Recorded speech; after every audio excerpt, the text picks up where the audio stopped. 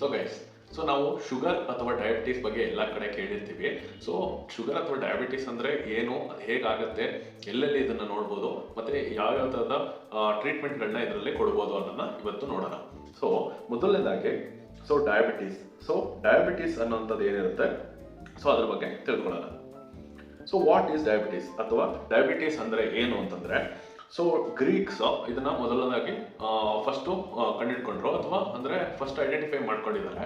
So ಅವರು ಒಂದು ಟರ್ಮ್ನ ಕೊಟ್ಟಿದ್ದಾರೆ. ಸೊ ಅದನ್ನು ನಾವು ಫಾಲೋ ಮಾಡ್ತಾ ಇರೋದು. ಸೊ ಡಯಾಬಿಟಿಸ್ ಮೆಲಿಟಸ್ ಅನ್ನೋ ಒಂದು ಟರ್ಮ್ನ ಕೊಟ್ಟಿದ್ದಾರೆ. ಸೊ ಈ ಡಯಾಬಿಟಿಸ್ ಮೆಲಿಟಸ್ ಅಂತಂದ್ರೆ, ಸೊ ಡಯಾಬಿಟಿಸ್ ಅಂತಂದ್ರೆ ಟು ಪಾಸ್ ಥ್ರೂ ಅಂದ್ರೆ, ಮತ್ತೆ ಮೆಲಿಟಸ್ ಅಂತಂದ್ರೆ ಹನಿ ಆರ್ ಸ್ವೀಟ್ ಅಂತ. ಅಂದ್ರೆ ಟು ಪಾಸ್ ಥ್ರೂ ಅಂತಂದ್ರೆ ಯೂರಿನ್ ನ ಪಾಸ್ ಮಾಡುವಂಥದ್ದು, ಸ್ವೀಟ್ ಅಥವಾ ಹನಿ ಅಂತಂದ್ರೆ ಯೂರಿನ್ ನಲ್ಲಿ ಸ್ವೀಟ್ ಅಥವಾ ಹನಿ ತರ ಮೆಟೀರಿಯಲ್ ಇದೆ ಅಂತ ನನ್ನ ಗ್ರೀಕ್ಸ್ ಮೊದಲನೇದಾಗಿ ಕೊಟ್ಟಿದ್ರು ಅಂತಂದ್ರೆ. ಸೊ ಈ ಡಯಾಬಿಟಿಸ್ ಮೆಲಿಟಸ್ ಅಲ್ಲಿ ಏನು ಈ ಯೂರಿನ್ ನಲ್ಲಿ ಸ್ವೀಟ್ ಮೆಟೀರಿಯಲ್ಸ್ ಇರುತ್ತೋ ಅದನ್ನ ಐಡೆಂಟಿಫೈ ಮಾಡಿಕೊಂಡು ಇದಕ್ಕೆ ಒಂದು ಟರ್ಮ್ ನ ಕೊಟ್ಟಿದ್ರು. ಬಟ್ ಇದರ ಒಳ ಅರ್ಥ ಬಂದ್ಬಿಟ್ಟು, ಸೊ ಇನ್ಸುಲಿನ್ ರೆಸಿಸ್ಟೆನ್ಸ್. ಈ ಇನ್ಸುಲಿನ್ ರೆಸಿಸ್ಟೆನ್ಸ್ ಅಂದ್ರೆ ಏನು, ಇನ್ಸುಲಿನ್ ಅಂದ್ರೆ ಏನು ಅಂತಂದ್ರೆ ನಾವು ನೆಕ್ಸ್ಟ್ ಹೋಗ್ತಾ ತಿಳ್ಕೊಳ್ಳೋಣ. ಸೊ ಮೊದಲನೇದಾಗಿ ಡಯಾಬಿಟಿಸ್ ಮೆಲಿಟಸ್ ನ ಒಳ ಅರ್ಥ ಬಂದ್ಬಿಟ್ಟು inability of the body to utilise glucose ಅಂತಂದ್ರೆ, ನಮ್ಮ ಬಾಡಿಯಲ್ಲಿ ಇರುವಂತ ಗ್ಲೂಕೋಸ್ ನ ಅದು ಯುಟಿಲೈಸ್ ಮಾಡ್ಕೊಳಕ್ಕೆ ಆಗೋದಿಲ್ಲ. ಸೊ ಡಯಾಬಿಟಿಸ್ ಮೆಲಿಟಸ್ ಅಂತಂದ್ರೆ ಸೊ ಇದರ ಅರ್ಥ. ನೆಕ್ಸ್ಟ್ ವೈ, ಇದು ಯಾಕೆ ಆಗುತ್ತೆ ಅನ್ನೋದನ್ನ ನಾವು ತಿಳ್ಕೊಳ್ಳೋಣ. ಸೊ ಮೊದಲನೇದಾಗಿ ಇದರಲ್ಲಿ ಎರಡು ತರ ಕ್ಲಾಸಿಫಿಕೇಶನ್ ಇದೆ, ಟೈಪ್ 1 ಮತ್ತೆ ಟೈಪ್ 2 ಅನ್ನೋಂಥ ಎರಡು ತರ ಡಯಾಬಿಟೀಸ್ಗಳಿದೆ. ಇನ್ನೂ ಸುಮಾರು ತರ ಇದೆ, ಬಟ್ ಅದು ಬೇಡ. ಬಟ್ ನಾವು ಮೇಜರ್ ಆಗಿ ನೋಡುವಂಥದ್ದು ಟೈಪ್ 1 ಮತ್ತೆ ಟೈಪ್ 2. ನೀವು ಪ್ರಪಂಚದಲ್ಲಿ ಏನು ಶುಗರ್ ಅನ್ನೋ ಒಂದು ಕಾಯಿಲೆ ಬಗ್ಗೆ ಡಿಫೈನ್ ಮಾಡ್ತಾರೋ, ಸೊ ಅದೆಲ್ಲದು ಈ ಎರಡು ಭಾಗಗಳಲ್ಲಿ ನಾವು ನೋಡ್ಬೋದು. ಸೊ ಟೈಪ್ 1 ಮತ್ತೆ ಟೈಪ್ 2. ಈ ಟೈಪ್ 1 ಅನ್ನೋಂಥದ್ದು ಏನಾಗುತ್ತೆ ಅಂತಂದ್ರೆ, ಅದು ನಾವು ಹುಟ್ಟತಾನೆ ಬರುವಂಥದ್ದು ಹೆರಿಡಿಟರಿ ಇದಾಗಿರ್ಬೋದು, ಅಥವಾ ನಮ್ಮ ಕನ್ಜನೈಟಲಿ ಅಂದ್ರೆ ನಾವು ಹುಟ್ಟತಾನೆ ಬರುವಂಥ ಕಾಯಿಲೆ ಆಗಿರ್ಬೋದು. ಸೊ ಈ ಟೈಪ್ 1 ಡಯಾಬಿಟೀಸ್ ಅಲ್ಲಿ ಏನಾಗುತ್ತೆ ಅಂತಂದ್ರೆ, it is nothing but insulin production ಏನಿರುತ್ತಲ್ಲ, ಇನ್ಸುಲಿನ್ ಪ್ರೊಡಕ್ಷನ್ ಕಮ್ಮಿ ಆಗಿರೋದಿಲ್ಲ, ಇನ್ಸುಲಿನ್ ಪ್ರೊಡಕ್ಷನ್ನೇ ಸ್ಟಾಪ್ ಆಗಿರುತ್ತೆ, ಅಥವಾ ಇನ್ಸುಲಿನ್ ಪ್ರೊಡಕ್ಷನ್ನೇ ಆಗೋದಿಲ್ಲ. ಪ್ಯಾಂಕ್ರಿಯಾಸ್ ನಲ್ಲಿ ಇನ್ಸುಲಿನ್ ಪ್ರೊಡಕ್ಷನ್ ಅನ್ನೋದೇ ಇರುವಂಥದ್ದು ಇರಲ್ಲ. ಸೊ ಟೈಪ್ 1 ಡಯಾಬಿಟೀಸ್ ನಲ್ಲಿ ಇದು ತುಂಬಾ ಕಮ್ಮಿ ಜನರಲ್ಲಿ ಕಾಣಿಸ್ಕೊಳ್ಳೋದು, ಮತ್ತೆ ಇಂಡಿಯಾದಲ್ಲಿ ತುಂಬಾ ಕಮ್ಮಿ ಇದೆ. ಓಕೆನಾ. ಸೊ ಟೈಪ್ 2 ಅನ್ನೋಂಥದ್ದು ಏನಿರುತ್ತೆ, ಅದನ್ನೇ ನಾವು ಶುಗರ್ ಅಥವಾ ಡಯಾಬಿಟಿಸ್ ಮೆಲಿಟಸ್ ಮೇಜರ್ ಆಗಿ ನೋಡುವಂಥದ್ದು ಕಾಯಿಲೆ ಜನರಲ್ಲಿ ಏನ್ ಬರುತ್ತೆ. ಸೊ ಟೈಪ್ 2 ಡಯಾಬಿಟೀಸ್ ಇದು ಏಜ್ ಆಗ್ತಾ ಅಥವಾ ನಮ್ಮ ಹ್ಯಾಬಿಟ್ಸ್ ಗಳ ಮೂಲಕ ಟೈಪ್ 2 ಡಯಾಬಿಟೀಸ್ ಅನ್ನೋಂಥದ್ದು ಆಗುವಂಥದ್ದು. ಓಕೆನಾ. ಸೊ ಇದರಲ್ಲಿ ಏನು ಅಂತಂದ್ರೆ, ಮೊದಲನೇದರಲ್ಲಿ ಇನ್ಸುಲಿನ್ ಪ್ರೊಡಕ್ಷನ್ ಕಮ್ಮಿ ಆಗಿರಲಿಲ್ಲ, ಪ್ರೊಡಕ್ಷನ್ ಅನ್ನೋದೇ ಇರಲಿಲ್ಲ. ಎರಡನೇದರಲ್ಲಿ ಇನ್ಸುಲಿನ್ ಪ್ರೊಡಕ್ಷನ್ ಕಮ್ಮಿ ಆಗಿರುತ್ತೆ, ಮತ್ತೆ ಇನ್ಸುಲಿನ್ಗೆ ರೆಸಿಸ್ಟೆನ್ಸ್ ಅನ್ನುವಂಥದ್ದು ಬಂದಿರುತ್ತೆ. ಅಂದ್ರೆ ಇನ್ಸುಲಿನ್ ತನ್ನ ಕಾರ್ಯಶಕ್ತಿನ ಕಳ್ಕೊಂಡ್ಬಿಟ್ಟಿರುತ್ತೆ. ಸೊ ಅದು ಏನು ಹೇಗೆ ಅನ್ನೋದನ್ನ ಮುಂದಿನ ಭಾಗದಲ್ಲಿ ನೋಡೋಣ. ಸೊ ಈ ಇನ್ಸುಲಿನ್ ರೆಸಿಸ್ಟೆನ್ಸ್ ಅನ್ನೋದಾಗ್ಲಿ, ಅಥವಾ ಡಯಾಬಿಟೀಸ್ ಅಥವಾ ಶುಗರ್ ಅನ್ನೋದು ಹೇಗೆ ಬರುತ್ತೆ ಅನ್ನೋದನ್ನ ನೋಡೋಣ. ಸೊ ನಮ್ಮ ಬಾಡಿ ಒಂದು ಇಂಜಿನ್ ತರ. ಓಕೆನಾ. ಸೊ ಇಂಜಿನ್ಗೆ ಹೇಗೆ ನಾವು ಫ್ಯೂಯಲ್ ಕೊಟ್ಟರೆ ಅದು ವರ್ಕ್ ಮಾಡುತ್ತೋ, ಅದೇ ಥರನೇ ನಮ್ಮ ಬಾಡಿ ಕೂಡ ಫ್ಯೂಯಲ್ ಮೂಲಕ ವರ್ಕ್ ಮಾಡುವಂಥದ್ದು. ಸೊ ಈ ಫ್ಯೂಯಲ್ ನಮಗೆ ಫುಡ್ನ ಮೂಲಕ ಸಿಗುತ್ತೆ. ಓಕೆನಾ. ಸೊ ಈ ಫುಡ್ ನಮಗೆ 3 ಥರ ರೀತಿಯಲ್ಲಿ ಸಿಗುತ್ತೆ. ಒಂದು ಕಾರ್ಬೋಹೈಡ್ರೇಟ್ಸ್ ಆಗಿರ್ಬೋದು, ಇನ್ನೊಂದು ಪ್ರೋಟೀನ್ಸ್ ಆಗಿರ್ಬೋದು, ಇನ್ನೊಂದು ಫ್ಯಾಟ್ಸ್ ಆಗಿರ್ಬೋದು. ಸೊ ಇದರಲ್ಲಿ 2 ಥರ ಡಿವೈಡ್ ಮಾಡ್ಕೊತೀವಿ, ಮೈಕ್ರೋನ್ಯೂಟ್ರಿಯೆಂಟ್ಸ್ ಅಂಡ್ ಮ್ಯಾಕ್ರೋನ್ಯೂಟ್ರಿಯೆಂಟ್ಸ್ ಅನ್ನೋಂಥದ್ದು. ಸೊ ಈ ಮ್ಯಾಕ್ರೋನ್ಯೂಟ್ರಿಯೆಂಟ್ಸ್ ಅನ್ನೋದು ಏನಿರುತ್ತೆ ಇದೆ ನಮ್ಮ ಕಾರ್ಬೋಹೈಡ್ರೇಟ್ಸ್, ಪ್ರೋಟೀನ್ಸ್, ಫ್ಯಾಟ್ಸ್. ಮೈಕ್ರೋನ್ಯೂಟ್ರಿಯೆಂಟ್ಸ್ ಅಂತ ಏನು ಹೇಳ್ತೀವಿ, ಅದು ಬಂದ್ಬಿಟ್ಟು ನಮ್ಮ ವೈಟಮಿನ್ಸ್ ಆಗಿರ್ಬೋದು, ಮಿನರಲ್ಸ್ ಆಗಿರ್ಬೋದು, ಮತ್ತೆ ವಾಟರ್. ಸೊ ಇದು ಮೈಕ್ರೋನ್ಯೂಟ್ರಿಯೆಂಟ್ಸ್ ಅನ್ನೋಂಥದ್ದು ಹೇಳ್ತೀವಿ. ಅಂದ್ರೆ ನಮ್ಮ ಬಾಡಿಗೆ ವರ್ಕ್ ಮಾಡೋಕೆ ಇದು ಕಮ್ಮಿ ಅಂಶದಲ್ಲಿ ಸಿಕ್ಕಿದ್ರು ಸಾಕು. ಬಟ್ ಮ್ಯಾಕ್ರೋನ್ಯೂಟ್ರಿಯೆಂಟ್ಸ್ ಅನ್ನೋವಂಥದ್ದು, ಸೊ ಇದು ಮೇಜರ್ ಪೋರ್ಷನ್ ಅಲ್ಲಿ ನಮಗೆ ಸಿಗಬೇಕು. ಇದು ಫ್ಯೂಯಲ್ ನಮ್ಮ ಬಾಡಿಗೆ ಸಿಗುವಂಥದ್ದು. ಸೊ ಇದು ಮೇಜರ್ ಆಗಿ ನಾವು ತಿನ್ನುವಂಥ ಪದಾರ್ಥಗಳು.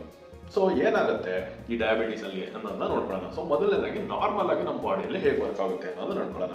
ಸೊ ಮೊದಲನೇದಾಗಿ, ಸೊ ನಾವು ಒಂದು ಊಟದ ಪಾರ್ಟಿಕಲ್ ಅನ್ನು ತಿಂದ ತಕ್ಷಣ ಅದು ಬಂದು ನಮ್ಮ ಹೊಟ್ಟೆಯ ಮೂಲಕ ಹೋಗಿ ನಮ್ಮ ಚಿಕ್ಕ ಕರಳು ಮತ್ತೆ ದೊಡ್ಡ ಕರಳು ಮೂಲಕ ಹೋಗಿ ಪಾಸ್ ಆಗುತ್ತೆ. ಸೊ ಇದು ನಾರ್ಮಲ್ ಪ್ರಾಸೆಸ್ ಆಗುವಂಥದ್ದು. ಈ ಪ್ರಾಸೆಸ್ ನಡೆಯೋ ಸಮಯದಲ್ಲಿ ಸೊ ಈ ಗ್ಲೂಕೋಸ್ ಅನ್ನೋಂಥದ್ದು ಏನು ಹೇಳಿದೆ ನಾನು, ಕಾರ್ಬೋಹೈಡ್ರೇಟ್ಸ್ ಏನಿದೆಯೋ ಅದು ಹೇಗೆ ಅಬ್ಸರ್ವ್ ಆಗುತ್ತೆ ಅನ್ನೋದನ್ನ ನಾನು ಈ ಪಿಕ್ಚರಲ್ಲಿ ತೋರಿಸಿದ್ದೀನಿ. ಓಕೆನಾ.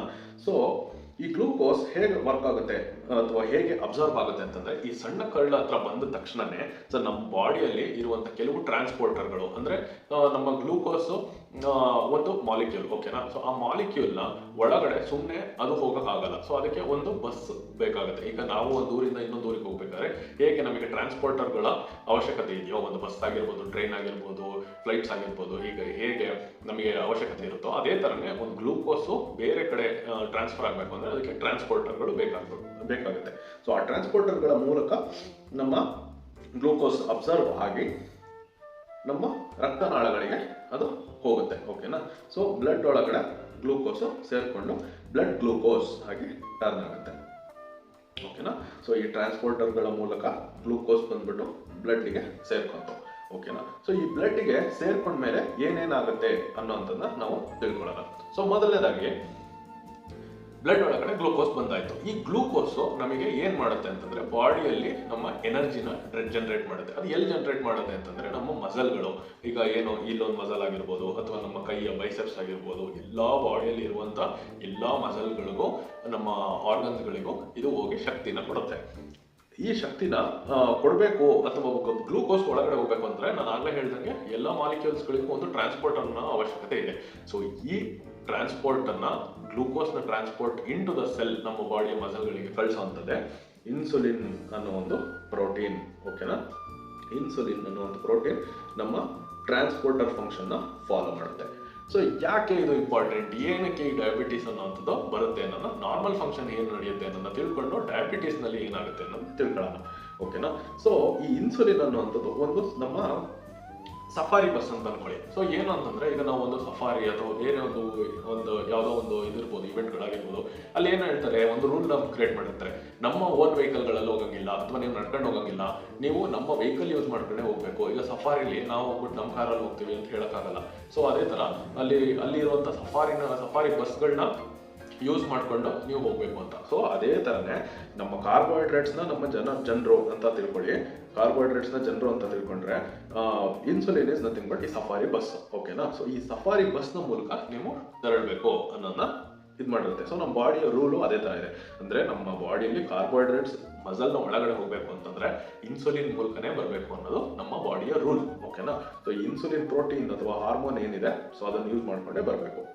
ಸೊ ಈ ಇನ್ಸುಲಿನ್ ಪ್ರೊಡಕ್ಷನ್ ಹೇಗಾಗುತ್ತೆ ಅಂತಂದ್ರೆ ಪ್ಯಾಂಕ್ರಿಯಾಸ್, ಈಗ ಗ್ಲೂಕೋಸು ಬ್ಲಡ್ ಅಲ್ಲಿ ಇತ್ತು, ಆ ಬ್ಲಡ್ ಅಲ್ಲಿ ಇದ್ದಿದ್ದ ಗ್ಲೂಕೋಸ್ ಬಂದ್ಬಿಟ್ಟು ನಮ್ಮ ಪ್ಯಾಂಕ್ರಿಯಾಸ್ ನಲ್ಲಿ ಕೆಲವು ಮೆಕ್ಯಾನಿಸಮ್ಗಳ ಅಥವಾ ಕೆಲವು ರಿಯಾಕ್ಷನ್ಸ್ಗಳನ್ನ ಯೂಸ್ ಮಾಡಿಕೊಂಡು ಅದು ಇನ್ಸುಲಿನ್ ನ ಉತ್ಪತ್ತಿ ಮಾಡುತ್ತೆ. ಓಕೆನಾ. ಸೊ ಇದು ಪ್ಯಾಂಕ್ರಿಯಾಸ್ ನಲ್ಲಿ ನಡೆಯುವಂಥದ್ದು. ಈ ಪ್ಯಾಂಕ್ರಿಯಾಸ್ ನ ಮೂಲಕ ಗ್ಲೂಕೋಸ್ ಬಂದ ತಕ್ಷಣನೇ, ನಾವು ತಿಂದ ತಕ್ಷಣನೇ ಓಕೆ ಗ್ಲೂಕೋಸ್ ಬಂದ್ರು, ಅಥವಾ ಈಗ ಜನರು ಅಲ್ವಾ, ಸೊ ಜನರು ಬಂದ್ರು ಅಂದ ತಕ್ಷಣನೇ ಹೇಗೆ ಡಿಪೋದಿಂದ ಬಾಡಿಯ ಇನ್ಸುಲಿನ್ ಡಿಪೋ ಬಂದ್ಬಿಟ್ಟು ಪ್ಯಾಂಕ್ರಿಯಾಸ್ ಅಂತ ಅನ್ಕೊಳ್ಳಿ. ಸೊ ಆ ಪ್ಯಾಂಕ್ರಿಯಾಸ್ ಡಿಪೋ ಇಂದ ಓಕೆ ಜನರು ಬಂದಿದ್ದಾರೆ ಅಥವಾ ಗ್ಲೂಕೋಸ್ ಬಂದಿದ್ದಾರೆ ಅಂತ ಅದು ಹೇಗೆ ಬಸ್ಗಳನ್ನ ಕಳಿಸ್ಕೊಡುತ್ತೋ, ಸೊ ಅದೇ ತರನೇ ನಮ್ಮ ಪ್ಯಾಂಕ್ರಿಯಾಸ್ ಇನ್ಸುಲಿನ್ ನ ಕಳಿಸ್ಕೊಡುತ್ತೆ. ಓಕೆನಾ. ಸೊ ಇದನ್ನ ಆಚೆ ಹಾಕ್ತು. ಸೊ ಈ ಇನ್ಸುಲಿನ್ ಬ್ಲಡ್ ನಲ್ಲಿ ಬಂದ ತಕ್ಷಣ, ಸೊ ಇಲ್ಲಿ ಬ್ಲಡ್ ಅಲ್ಲಿ ಆಲ್ರೆಡಿ ಗ್ಲೂಕೋಸ್ ಇತ್ತು, ನಾವು ತಿಂದಿರುವಂತ ಪದಾರ್ಥದಿಂದ ಬಂದಿರುವಂತ ಗ್ಲೂಕೋಸ್ ಇತ್ತು. ಸೊ ಈ ಇನ್ಸುಲಿನ್ ಏನ್ ಮಾಡುತ್ತೆ, ಈ ಗ್ಲೂಕೋಸ್ನ ಬೈಂಡ್ ಮಾಡುತ್ತೆ. ಓಕೆನಾ.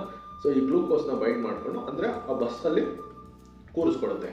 ಓಕೆನಾ. ಸೊ ಈ ಬಸ್ಸಲ್ಲಿ ಕೂರಿಸ್ಕೊಂಡು, ಸೊ ಒಂದು 10 ಸೀಟ್ ಇದೆ ಅಂತ ಅನ್ಕೊಳ್ಳಿ, ಆ 10 ಗ್ಲೂಕೋಸ್ಗಳನ್ನ ಕೂರಿಸ್ಕೊಂಡು ಹೋಗಿ ಅದನ್ನ ಮಸಲ್ ಹತ್ರ ಡೆಲಿವರಿ ಮಾಡಿ ಬರುತ್ತೆ. ಓಕೆನಾ. ಸೊ ಮುಂದಕ್ಕೆ ನಡೆಯುವಂಥದ್ದು ಎನರ್ಜಿ ಪ್ರಾಸೆಸ್. ನಮ್ಗೆ ಯಾವಾಗ ಬೇಕೋ ಅವಾಗ ಗ್ಲೂಕೋಸ್ ಯುಟಿಲೈಸ್ ಮಾಡ್ಕೊಂಡು ಎನರ್ಜಿ ಪ್ರೊಡ್ಯೂಸ್ ಮಾಡಿ ಒಂದು ಕಾರ್ಯಗಳನ್ನ ಮಾಡುತ್ತೆ. ಸೊ ಈ ಮೊದಲನೇದಾಗಿ ಬಟ್ ಮೇನ್ ಆಗಿ ನಮ್ಗೆ ಬೇಕಾಗಿರೋಂಥದ್ದೇ ಈ ಬಸ್. ಓಕೆನಾ. ಸೊ ಇದು ನಾರ್ಮಲ್ ಆಗಿ ನಡೆಯುವಂಥದ್ದು. ಬಸ್ಸಲ್ಲಿ ಜನರನ್ನ ಹತ್ತಿಸ್ಕೊಳುತ್ತೆ ಅಥವಾ ಗ್ಲೂಕೋಸ್ನ ಹತ್ತಿಸ್ಕೊಳುತ್ತೆ, ಕರ್ಕೊಂಡೋಗಿ ಅದಕ್ಕೆ ಬೇಕಾಗಿರೋ ಜಾಗಕ್ಕೆ ಬಿಟ್ಟು ಬರುತ್ತೆ. ಓಕೆನಾ. ಸೊ ಇದು ನಾರ್ಮಲ್ ಆಗಿ ನಡೆಯುವಂಥದ್ದು. ಬಟ್ ಈ ಡಯಾಬಿಟಿಸ್ ಮೆಲಿಟಸ್ ಏನಿದೆ, ಡಯಾಬಿಟಿಸ್ ಮೆಲಿಟಸ್ ನಲ್ಲಿ ಏನು ನಡೆಯುತ್ತೆ ಅಂತಂದ್ರೆ, ಸೊ ಈ ಇನ್ಸುಲಿನ್ ಒಂದು ಬಸ್ ಅಲ್ವಾ, ಆ ಬಸ್ ಅಲ್ಲಿ 10 ಸೀಟ್ ಇದೆ ಅಂತಂದ್ರೆ 10 ಜನರಿಗೆ ಮಾತ್ರ ಕೂರಿಸ್ಕೊಳಕ್ಕೆ ಅದಕ್ಕೆ ಕೆಪಾಸಿಟಿ ಇರುತ್ತೆ. 10 ಜನಕ್ಕೆ ಮಾತ್ರ ಅದು ಕೆಪಾಸಿಟಿ ಇರುತ್ತೆ. ಬಟ್ ಸಡನ್ ಆಗಿ ನಾವು ಕೆಲವು ಲೈಫ್ ಸ್ಟೈಲ್ ಚೇಂಜಸ್ ಆಗಿರ್ಬೋದು, ನಾವು ಎಕ್ಸಸೈಸ್ ಮಾಡ್ದಲೇ ಇರ್ಬೋದು, ಅಥವಾ ತುಂಬಾ ಜಾಸ್ತಿ ಕಾರ್ಬೋಹೈಡ್ರೇಟ್ಸ್ ತಿನ್ನೋಂಥದ್ದು, ರೈಸ್ ತಿನ್ನೋದಾಗ್ಲಿ, ಜಂಕ್ ಫುಡ್ಸ್ ತಿನ್ನೋದಾಗ್ಲಿ, ಈ ತರ ಒಂದು ನಡೆದಾಗ ಏನಾಗುತ್ತೆ, ಈ 10 ಜನರು ಬರೋ ಜಾಗದಲ್ಲಿ 100,000 ಜನ ಬಂದಾಗ ಏನಾಗುತ್ತೆ, 10 ಸೀಟು ಜಾಗ ಇದೆ. ಆವಾಗ ಆ ತರ ಪರಿಸ್ಥಿತಿ ಬಂದಾಗ ಏನಾಗುತ್ತೆ, ಫುಲ್ಲು ಓವರ್ಲೋಡ್ ಆಗುತ್ತೆ. ಓವರ್ಲೋಡ್ ಆಗಿ ಆಗಿ ಆಗಿ ಈ ಬಸ್ಸು ಕೆಟ್ಟೋಗುತ್ತೆ. ಸೊ ಈ ಬಸ್ ಕೆಟ್ಟೋದಾಗ ಏನಾಗುತ್ತೆ, ಈ ಬಸ್ ಕೆಟ್ಟೋದಾಗ ನಮ್ಮ ಇನ್ಸುಲಿನ್ ನಲ್ಲಿ ಪ್ರಾಬ್ಲಮ್ಸ್ಗಳು ಶುರು ಆಗುತ್ತೆ. ಸೊ ಒಂದು ಇನ್ಸುಲಿನ್ ಇರುವಂಥ ಇನ್ಸುಲಿನ್ಗಳೇ ಹಾಳಾಗ್ಬೋದು, ಇಲ್ಲ ಅಂತಂದ್ರೆ ನಮ್ಮ ಬಸ್ ಡಿಪೋ ಅಥವಾ ಈಗ ನಮ್ಮ ಸಫಾರಿಲಿ ಒಂದು 10 ಬಸ್ ಇದೆ ಅಂತ ಅನ್ಕೊಳ್ಳಿ. ಸೊ ಅಷ್ಟನ್ನು ಮಾತ್ರ ಡಿಪೋ ಪ್ಯಾಂಕ್ರಿಯಾಸ್ ನಮಗೆ ಅಷ್ಟನ್ನು ಮಾತ್ರ ಕಳ್ಸಕ್ ಸಾಧ್ಯ. ಬಟ್ ಯಾವಾಗ ಜಾಸ್ತಿ ಬಸ್ಗಳು ಬೇಕು ಅಂತಂದಾಗ ಅದಕ್ಕೆ ಶಕ್ತಿ ಇರಲ್ಲ, ಅಷ್ಟೊಂದು ಬಸ್ಗಳಿಲ್ಲ. ಫಸ್ಟ್ ಆಫ್ ಆಲ್ ಇನ್ಸುಲಿನೇ ಅಷ್ಟೊಂದು ಇಲ್ಲ. ಸೊ ಜಾಸ್ತಿ ಕಾರ್ಬೋಹೈಡ್ರೇಟ್ಸ್ ಬಂದಾಗ ಅದೇನಾಗುತ್ತೆ, ಅದೆಲ್ಲನೂ ವೇಸ್ಟ್ ಆಗುತ್ತೆ. ಆ ಗ್ಲೂಕೋಸ್ ಎಲ್ಲದು ಬ್ಲಡ್ ಅಲ್ಲೇ ಉಳ್ಕೊಳುತ್ತೆ. ಸೊ ಇದೇ ನಮ್ಮ ಡಯಾಬಿಟಿಸ್ ಮೆಲಿಟಸ್ ನಲ್ಲಿ ನೋಡುವಂಥದ್ದು. ಹೇಗೆ ಬ್ಲಡ್ ಶುಗರ್ ಅನ್ನುವಂಥದ್ದು ನಮ್ಮ ಶುಗರ್ ಅನ್ನುವಂಥದ್ದು ಬ್ಲಡ್ ಅಲ್ಲೇ ಹೇಗೆ ಉಳ್ಕೊಳುತ್ತೆ, ನಮ್ಮ ರಕ್ತನಾಳಗಳಲ್ಲೇ ಹೇಗೆ ಉಳ್ಕೊಳುತ್ತೆ ಅಂತ ನೋಡಿದ್ವಿ. ಸೊ ಅದೇ ಹೇಳ್ದಂಗೆ, ಸೊ ಈ ಶುಗರ್ ಈಗ ನಾವು ಬಸ್ಗಳೇ ಇಲ್ಲ ಅಂದ್ರೆ ನಾವು ಟ್ರಾನ್ಸ್ಪೋರ್ಟ್ ಮಾಡೋಕ್ಕೆ ಬಸ್ಗಳು ಖಾಲಿ ಆಗಿದೆ. ಸೊ ಅವಾಗ ಏನಾಗುತ್ತೆ, ಇರುವಂಥ ಗ್ಲೂಕೋಸ್ ಎಲ್ಲದು ಬ್ಲಡ್ ಅಲ್ಲೇ ಉಳ್ಕೊಳುತ್ತೆ. ಬ್ಲಡ್ ಅಲ್ಲಿ ಉಳ್ಕೊಂಡು ಅದು ಸಕ್ಕರೆ ಪಾಕ ಥರ ಆಗುತ್ತೆ. ಸೊ ಇದೆ ಬ್ಲಡ್ ಗ್ಲೂಕೋಸ್ ಟೆಸ್ಟ್ ಮಾಡಿಸ್ಕೊಂಡ್ ಬನ್ನಿ ಅಂತ ನಾವು ಏನು ಹೇಳ್ತೀವಲ್ಲ. ಸೊ ಅವಾಗ ನಾವು ನೋಡುವಂಥದ್ದು ಈ ಬ್ಲಡ್ ಗ್ಲೂಕೋಸ್ ಎಷ್ಟು ಲೆವೆಲ್ ಇದೆ, ಎಷ್ಟು ಲೆವೆಲಲ್ಲಿ ಇದೆ ಅನ್ನೋದನ್ನ ನಾವು ನೋಡ್ತೀವಿ. ಸೊ ಒಂದು ಅದು. ಇನ್ನೊಂದು ಬಂದ್ಬಿಟ್ಟು ನಮ್ಮ ಯೂರಿನ್ನಲ್ಲಿ ಅಂದರೆ ಡಯಾಬಿಟಿಸ್ ಮೆಲಿಟಸ್ ಅಂತ ನಾನು ಏನು ಫಸ್ಟ್ ಎಕ್ಸ್ಪ್ಲೈನ್ ಮಾಡ್ಬೇಕಾದ್ರೆ ಹೇಳಿದೆ. ಸೊ ಡಯಾಬಿಟಿಸ್ ಮೆಲಿಟಸ್ ಅಂತಂದ್ರೆ ಟು ಲೆಟ್ ಥ್ರೂ ಮೆಲಿಟಸ್ ಅಂತಂದ್ರೆ ಸ್ವೀಟ್ ಅಂತ. ಅಂದ್ರೆ ನಮ್ಮ ಪೂರ್ವಜರು ಅವ್ರು ಕಂಡಿಡ್ಕೊಂಡಿದ್ದೇನು ಅಂತಂದ್ರೆ ಡಯಾಬಿಟಿಸ್ ಮೆಲಿಟಸ್ ಅಥವಾ ಶುಗರ್ ಅಂತಂದ್ರೆ ಏನಂದ್ರೆ ಯೂರಿನ್ ನಲ್ಲಿ ಸ್ವೀಟ್ನೆಸ್ ಇದೆ ಅಂತ. ಸೊ ಆ ಯೂರಿನ್ ನಲ್ಲಿ ಸ್ವೀಟ್ನೆಸ್ ಹೇಗೆ ಬಂತು ಅಂತಂದ್ರೆ ಈ ಗ್ಲೂಕೋಸ್ ಏನು ಉಳಿದಿತ್ತೋ ಬಾಡಿಯಲ್ಲಿ ರಕ್ತನಾಳಗಳೆಲ್ಲ ಉಳಿದಿದ್ದೆಲ್ಲದು ಕಿಡ್ನಿ ಮೂಲಕ ಹೋಗಿ ಫಿಲ್ಟರ್ ಆಗಿ ಅದೆಲ್ಲದು ಗ್ಲೂಕೋಸು ಆಚೆ ಬರ್ತಾ ಇರುತ್ತೆ. ಹಂಗಾಗಿ ಸೊ ಆ ಗ್ಲೂಕೋಸು ಶುಗರ್ ಏನಿರುತ್ತೆ ಅದು ಯೂರಿನಲ್ಲೇ ಉಳ್ಕೊಂಡಿರುತ್ತೆ. ಸೊ ನಾವು ಟೆಸ್ಟ್ ಮಾಡಿಸ್ಬೇಕಾದ್ರೆ ನೀವು ಗಮನಿಸಿರ್ಬೋದು, ಒಂದು ಬ್ಲಡ್ ಗ್ಲೂಕೋಸ್ನ ಟೆಸ್ಟ್ ಮಾಡಕ್ಕೆ ಹೇಳ್ತೀವಿ, ಇನ್ನೊಂದು ಯೂರಿನ್ ಗ್ಲೂಕೋಸ್ನ ಟೆಸ್ಟ್ ಮಾಡಕ್ಕೆ ಹೇಳ್ತೀವಿ. ಸೊ ಇದೇ ನಡೆಯುವಂಥದ್ದು. ನಾವು ಯಾಕೆ ಟೆಸ್ಟ್ ಮಾಡ್ಸಕ್ಕೆ ನೋಡ್ತೀವಿ ಅಂತಂದ್ರೆ ನಾರ್ಮಲ್ ಪೀಪಲ್ ಅಲ್ಲಿ ಒಂದು ರೇಟ್ ಇದ್ರೆ ಡಯಾಬಿಟೀಸ್ ಇರುವಂಥವರಲ್ಲಿ ಇನ್ನೊಂದು, ನಾರ್ಮಲ್ ಇದ್ರೆ ಇವರಲ್ಲಿ ಜಾಸ್ತಿ ಇರುತ್ತೆ. ಸೊ ಹಾಗಾಗಿ ಡಯಾಬಿಟಿಸ್ ಮೆಲಿಟಸ್ ನಲ್ಲಿ ಹೇಗೆ ರಕ್ತದಲ್ಲೇ ಬ್ಲಡ್ ಶುಗರ್ ಉಳ್ಕೊಳುತ್ತೆ ಅನ್ನೋದನ್ನ ನೋಡಿದ್ವಿ. ಓಕೆನಾ. ಸೊ ಇದು ಯಾರ್ಯಾರಲ್ಲಿ ಕಾಣಿಸ್ಕೊಳುತ್ತೆ, where can it be seen? ಮೊದಲನೇದಾಗಿ ಜೆನೆಟಿಕ್ ಪ್ರಾಬ್ಲಮ್ಸ್ ಅಥವಾ ಜೆನೆಟಿಕ್ ಹಿಸ್ಟ್ರಿ ಇರೋಂಥವ್ರು ಅಂದರೆ ಅಪ್ಪ ಅಮ್ಮ ಹೆರಿಡಿಟರಿ ಬಂದಿರೋಂಥ ಚಾನ್ಸಸ್ ಜಾಸ್ತಿ ಇರುತ್ತೆ. ಮತ್ತು ಟೈಪ್ 1 ಅಂತ ಏನು ಹೇಳಿದೆ, ಸೊ ಅದು ಜೆನೆಟಿಕಲಿ ಕಾಣಿಸ್ಕೊಳ್ಳೋಂಥದ್ದು. ಲೈಫ್ ಸ್ಟೈಲ್ ವೆರಿ ಮಾರ್ಬಿಡ್ ಇದು ಲೈಫ್ ಸ್ಟೈಲ್ನಲ್ಲಿ ಇದು ಮಾಡ್ತಾ ಇರ್ತಾರೆ, ಅವರಲ್ಲಿ ಸೆಡೆಂಟ್ರಿ ಲೈಫ್ ಸ್ಟೈಲ್ಸು. ಆಮೇಲೆ ಒಬಿಸಿಟಿ, ತುಂಬ ದಪ್ಪ ಇರೋರಲ್ಲಿ ಯುಟಿಲೈಸೇಷನ್ ಆಫ್ ಕಾರ್ಬೋಹೈಡ್ರೇಟ್ಸ್ ತುಂಬ ಕಮ್ಮಿ ಇರುತ್ತೆ. ಸೊ ಕಮ್ಮಿ ಇದ್ದಾಗ ತುಂಬ ಒಬೆಸಿಟಿ ಇರೋರಲ್ಲಿ ಇನ್ಸುಲಿನ್ ಪ್ರೊಡಕ್ಷನ್ ಕಮ್ಮಿ ಆಗೋಗುತ್ತೆ. ಎಷ್ಟು ಅಂತ ಅದೇ ನಾನು ಹೇಳ್ದಂಗೆ ಡಿಪೋದಿಂದ ಅವ್ರು ಬಸ್ ಕಳಿಸ್ತಾರಲ್ವಾ, ಸೊ ಆವಾಗ ಏನಾಗುತ್ತೆ, ಈ ಥರ ಇಶ್ಯೂಸ್ ಬರೋವಂಥದ್ದು. ಆಮೇಲೆ ಏಜ್ ಆಗಿರ್ಬೋದು, ನಮ್ಮ ಡಯಟ್ ಆಗಿರ್ಬೋದು, ಸ್ಲೀಪ್, ಇದೆಲ್ಲದು ಅಫೆಕ್ಟ್ ಆಗಿ ಈ ಥರ ಸೆಡೆಂಟ್ರಿ ಲೈಫ್ ಸ್ಟೈಲ್ನ ಯಾರು ಲೀಡ್ ಮಾಡ್ತಾ ಇರ್ತಾರೆ, ತುಂಬ ಸೋಂಬೇರಿ ಥರದ ಜೀವನ ಯಾರು ಲೈಫ್ ಸ್ಟೈಲ್ ಲೀಡ್ ಮಾಡ್ತಾ ಇರ್ತಾರೆ, ಅವರಲ್ಲಿ ಇದು ಮೇಜರ್ ಆಗಿ ಕಾಣಿಸ್ಕೊಳ್ಳೋವಂಥದ್ದು. ವಯಸ್ಸಾಗ್ತಾ ಕಾಣಿಸ್ಕೊಳ್ಳೋವಂಥದ್ದು ಅಥವಾ ಬೇರೆ ಯಾವ್ದಾದ್ರು ಕಾಯಿಲೆಗಳಿದ್ರೆ ಅದರ ಮೂಲಕನೂ ಇದು ಬರುವಂಥದ್ದು. ಹೇಗೆ ಇದರ ಟ್ರೀಟ್ಮೆಂಟ್ ಅನ್ನೋದನ್ನ ನೋಡೋದಾದ್ರೆ, ಸೊ ನಾನು ಹೇಳ್ದಂಗೆ ಒಂದೊಂದು ಮೆಕ್ಯಾನಿಸಮ್ ಇರುತ್ತೆ. ಅಂದರೆ ಗ್ಲೂಕೋಸ್ ಬಾಡಿ ಒಳಗಡೆ ಬಂದು ಆ ಬ್ಲಡ್ ಒಳಗಡೆ ಪಾಸ್ ಆಗಿ ನಮ್ಮ ಮಸಲ್ ಒಳಗೆ ಹೋಗೋ ತನಕನೂ ಒಂದೊಂದು ರಿಯಾಕ್ಷನ್ಗಳು ನಡೀತವೆ. ಸೊ ನಾವು ಆಸ್ ಡಾಕ್ಟರ್ಸ್ ಅಥವಾ ಸೈಂಟಿಸ್ಟ್ಗಳು ಏನು ಮಾಡಿರ್ತಾರೆ ಅಂತಂದರೆ ಈ ಒಂದೊಂದು ರಿಯಾಕ್ಷನ್ಗಳ ಮೇಲೂ ಸೊ ಗ್ಲೂಕೋಸ್ ಅಬ್ಸಾರ್ಪ್ಷನ್ನ ರಿಯಾಕ್ಷನ್ಗಳ ಮೇಲೆ ನಾವು ಅಟ್ಯಾಕ್ ಮಾಡ್ಬೋದು. ಅಂದರೆ ಇವಾಗ ಗ್ಲೂಕೋಸ್ ಬಾಡಿಯಲ್ಲಿ ಜಾಸ್ತಿ ಆಗಿಬಿಟ್ಟಿದೆ, ಓಕೆನಾ. ಸೊ ಅದನ್ನ ಕಮ್ಮಿ ಮಾಡಬೇಕು. ಸೊ ಅದನ್ನ ಹೇಗೆ ಕಮ್ಮಿ ಮಾಡೋದು ಅಂತಂದ್ರೆ, ಒಂದು ಇನ್ಸುಲಿನ್ ಜಾಸ್ತಿ ಮಾಡೋ ಮೂಲಕ ಕಮ್ಮಿ ಮಾಡ್ಬೋದು, ಇಲ್ಲ ಗ್ಲೂಕೋಸ್ ಅಬ್ಸಾರ್ಪ್ಷನ್ನೇ ಕಮ್ಮಿ ಮಾಡೋ ಮೂಲಕನೂ ನಾವು ಅದನ್ನ ಮಾಡ್ಬೋದು. ಸೊ ಅದೇ ತುಂಬಾ ತರದ ಓರಲ್ ಆಂಟಿ ಡಯಾಬಿಟಿಕ್ ಡ್ರಗ್ಸ್ ಅನ್ನೋದನ್ನ ನಾವು ಕಂಡುಹಿಡ್ಕೊಂಡಿದ್ದೀವಿ. ಸೊ ಇದು ಒಂದೊಂದು ಮೆಕ್ಯಾನಿಸಮ್ ಮೇಲೂ, ಅಂದರೆ ಗ್ಲೂಕೋಸ್ ಬ್ಲಡ್ಡಿಗೆ ಬರೋದಾಗ್ಲಿ ಅಥವಾ ಗ್ಲೂಕೋಸ್ ಪ್ಯಾಂಕ್ರಿಯಾಸ್ ಇಂದ ಇನ್ಸುಲಿನ್ ಜನರೇಟ್ ಮಾಡೋದ್ರಲ್ಲಾಗ್ಲಿ ಅಥವಾ ನಮ್ಮ ಬಾಡಿಯಿಂದ ಗ್ಲೂಕೋಸ್ನ ಆಚೆ ಹಾಕುವಂಥ ಒಂದು ಇದು ಏನಂತಾರೆ ಟೆಕ್ನಿಕ್ ಏನಿದೆ, ಸೊ ಅದ್ರ ಮೇಲೆ ಅಟ್ಯಾಕ್ ಮಾಡೋದಾಗಲಿ. ಸೊ ನಾವು ಸುಮಾರು ಥರದ ಆಂಟಿ ಡಯಾಬಿಟಿಕ್ ಡ್ರಗ್ಸ್ಗಳನ್ನ ಕಂಡುಹಿಡ್ಕೊಂಡಿದ್ದೀವಿ. ಇದು ಯಾವುದೂ ವರ್ಕ್ ಆಗಲಿಲ್ಲ ಅಂತಂದಾಗ ನಾವು ಲಾಸ್ಟ್ ರೆಸಾರ್ಟು ಇನ್ಸುಲಿನ್ ಇಂಜೆಕ್ಷನ್ಸ್ ಮೊರೆ ಹೋಗ್ಬೇಕಾಗುತ್ತೆ. ಸೊ ಇನ್ಸುಲಿನ್ ಇಂಜೆಕ್ಷನ್ ಅನ್ನೋದು ಲಾಸ್ಟ್ ರೆಸಾರ್ಟು. ಸೊ ಈ ಪರಿಸ್ಥಿತಿ ಬಂದಿದೆ ಅಂತಂದ್ರೆ ಬಾಡಿಯ ಇನ್ಸುಲಿನ್ ಉತ್ಪತ್ತಿ ತುಂಬಾ ಹದಗೆಟ್ಟಿದೆ. ಸೊ ನಮಗೆ ಇನ್ಸುಲಿನ್ ಆಚೆ ಅಥವಾ ಇಂಜೆಕ್ಷನ್ ಮೂಲಕನೇ ಕೊಡಬೇಕು, ನಮ್ಮ ಬಾಡಿಯಿಂದ ಸಿಗ್ತಾ ಇಲ್ಲ ಅನ್ನೋಂಥ ಪರಿಸ್ಥಿತಿ. ಸೊ ಇದು ಡಯಾಬಿಟಿಸ್ ಮೆಲಿಟಸ್ ನಲ್ಲಿ ಆಗುವಂತ ಎಲ್ಲ ರೀತಿಯ ಒಂದು ಹೇಗೆ ಫಂಕ್ಷನ್ ಆಗಿರ್ಬೋದು ಅಥವಾ ಹೇಗೆ ಅದನ್ನು ಟ್ರೀಟ್ ಮಾಡ್ಬೋದು ಅಥವಾ ಯಾರ್ಯಾರಲ್ಲಿ ಅದು ಕಾಣಿಸ್ಕೊಳುತ್ತೆ ಮತ್ತು ಏನು ಡಯಾಬಿಟಿಸ್ ಮೆಲಿಟಸ್ ಅನ್ನೋದ್ರ ಬಗ್ಗೆ ತಿಳ್ಕೊಂಡ್ವಿ. ಮುಂದೆ ಮತ್ತೆ ಬೇರೆ ಯಾವುದಾದ್ರೂ ಡಿಸೀಸ್ ಬಗ್ಗೆ ಕಾಯಿಲೆ ಬಗ್ಗೆ ತಿಳ್ಕೊಬೇಕು ಅಂತಂದರೆ ಕಮೆಂಟ್ಸ್ನಲ್ಲಿ ತಿಳಿಸಿ. Okay, thank you so much.